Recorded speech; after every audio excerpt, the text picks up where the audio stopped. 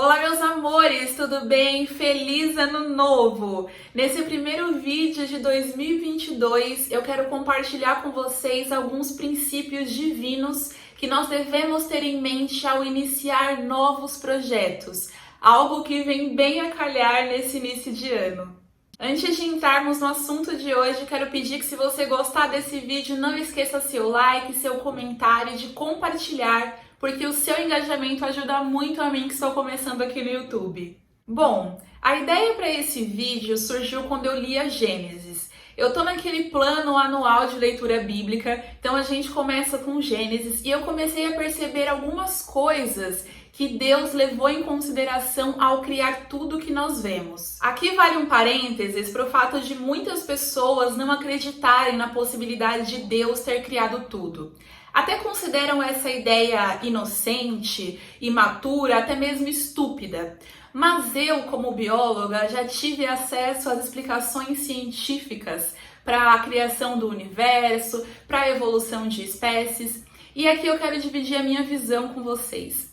A minha visão é que a ciência foi criada para explicar fenômenos naturais, e em nenhum momento a ciência tem o objetivo de refutar ou de confirmar a existência de Deus. Dessa forma, a ciência achar explicações para a origem do universo ou até mesmo para a evolução da espécie não significa que não havia Deus criando tudo. Afinal de contas, quem sabe explicar o que aconteceu quando ele disse haja?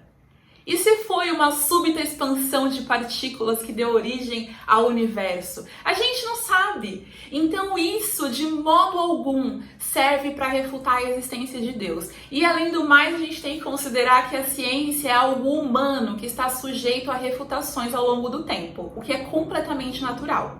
Meu parênteses foi um pouco longo, mas eu queria muito dividir isso com vocês. Que você que acredita que Deus criou o universo, de modo algum você é ignorante ou você é inocente, tá bom? Isso é fé. Agora, entrando no assunto, lá em Gênesis 1 e 2, nós vemos a narração da criação feita por Deus. Vemos Deus criar tudo aquilo que nós vemos. E a partir dali a gente consegue perceber algumas coisas muito importantes que nós deveríamos trazer para a nossa realidade e aplicar também quando formos criar nossos projetos, desenvolver os nossos projetos. A primeira coisa é que Deus divide o seu grande projeto em etapas.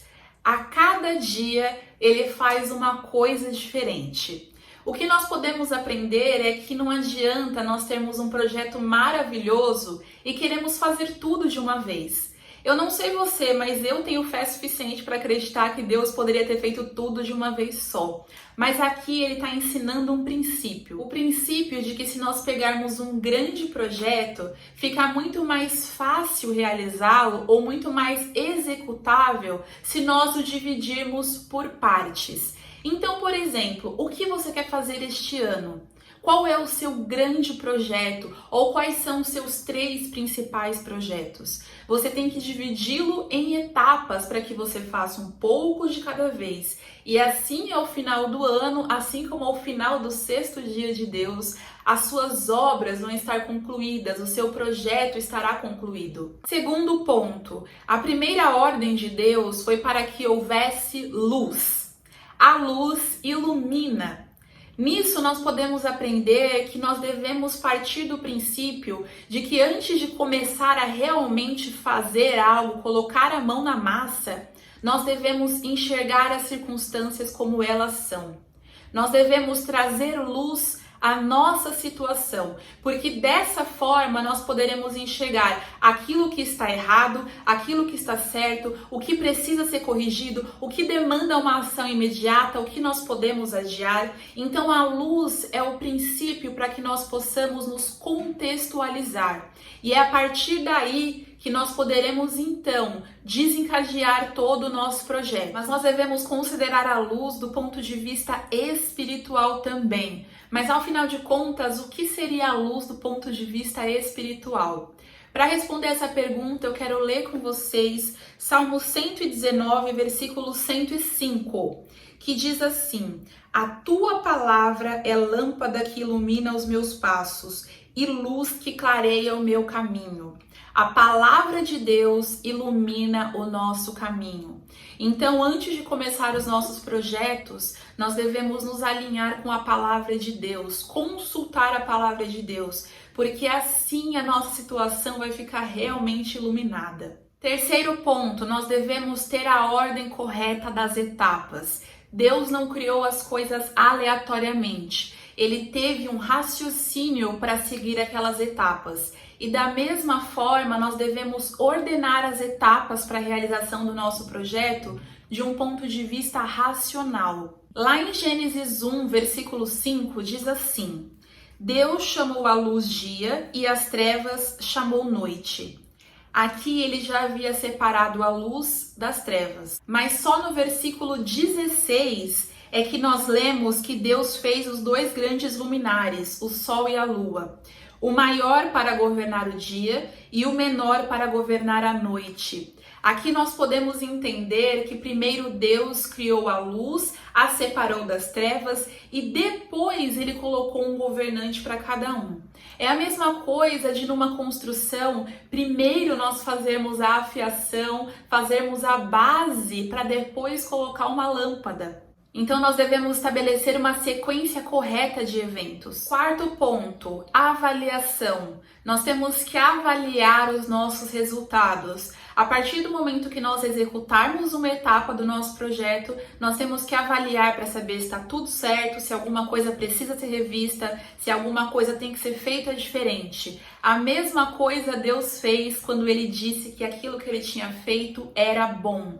Como nós podemos ver aqui no versículo 10 do capítulo 1, diz assim: A parte seca Deus chamou terra e chamou mares ao conjunto das águas. E Deus viu que era bom. Deus avaliou aquilo que ele criou. Claro que Deus é perfeito, então ele não cometeria erros. Ele não falaria assim, ai não ficou muito bom, vou refazer. Mas nós somos humanos, então é normal que nós devamos replanejar, refazer certas coisas. Então a avaliação é uma coisa importante. Então, por exemplo, se nós temos um projeto que é anual, a cada espaço de tempo, a cada intervalo de tempo, dentro desse ano, nós temos que reavaliar aquilo que estamos fazendo. Então, se eu tinha 6 etapas, uma a cada 2 meses que deveria ser concluída, nós temos que avaliar para ver se elas foram bem, se elas precisam ser refeitas. E enquanto menor período de tempo nós fizermos, melhor, porque assim dá mais tempo para nós agirmos. Por exemplo, eu costumo dividir o meu tempo em semanas. Então, a cada final de semana, eu verifico aquilo que foi bom, aquilo que eu preciso refazer, se eu preciso mudar alguma estratégia. E isso me dá tempo hábil para que eu possa refazer ou mudar alguma coisa a fim de não prejudicar meu projeto a longo prazo. Último ponto, nós temos que definir o que é essencial no nosso projeto, o que de forma alguma pode faltar. Esse é o cerne do nosso projeto, é o coração do nosso projeto. Lá na criação, nós vemos que após o 6º dia, Deus olhou para tudo aquilo que ele fez e disse que ficou muito bom. Antes do 6º dia, ele apenas tinha dito que ficou bom. No 6º dia, o que ele criou? A humanidade. Deus fez o homem. E o homem foi o único ser vivo que Deus fez a sua imagem e semelhança. Então Deus queria que o homem se parecesse com ele. Foi após fazer o ser humano que Deus olhou para tudo que ele fez e disse que ficou muito bom. Então, assim como o ser humano não podia faltar nesse projeto, nós temos que entender o que nos nossos projetos é essencial. Então nós temos que olhar para nossos projetos e decidir o que é essencial. Porque a partir do momento que nós decidimos o que é essencial, nós vamos conseguir nos livrar daquilo que não é essencial. Deus pode criar tudo o que ele quer, não é? Mas nós não podemos. Nós temos limitações. Então, a cada momento que nós definirmos que algo é primordial, que algo é essencial, nós vamos ter que estar prontos para abandonar aquilo que não é tão essencial assim. E isso vai fazer com que nós foquemos nossos esforços naquilo que realmente importa, naquilo para o qual nós vamos olhar ao final de nossos projetos e vamos dizer, uau, ficou muito bom. Era isso que eu queria dividir com vocês hoje, eu espero que eles acrescentem. Não esquece seu like, não esquece de se inscrever no canal, de compartilhar com alguém que você sabe que está planejando o seu ano ou planejando um grande projeto, que eu tenho certeza que isso vai ajudar. Um beijo para vocês e até a próxima!